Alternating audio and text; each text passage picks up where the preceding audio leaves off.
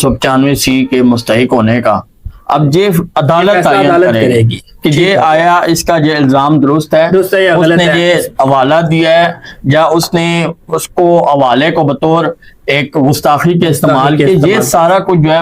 یہ عدالت فیصلہ کرے گی۔ چلے ہم آ جاتے ہیں کہ ان کے انداز تبلیغ پر یا انداز گفتگو پر، کیا یہ جو سوشل میڈیا پہ بیٹھ کے تبلیغ کر رہے ہیں یا اپنی اکیڈمی میں بیٹھ کے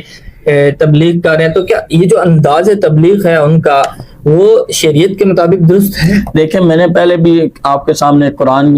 کریم کی آیت جو پیش کی ہے اس سے جو ہمیں سبق ملتا ہے کہ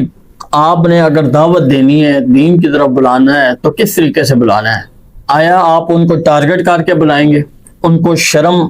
آڑ دلا کے جو ہے ان کو بلائیں گے، ان کو بےزتی کریں گے؟ اگر آپ درست بات کر رہے ہیں جس طرح مرزا صاحب کے ذہن کے مطابق کہ وہ درست ہے باقی سارے غلط ہیں، تو آپ اپنے درست طریقے کی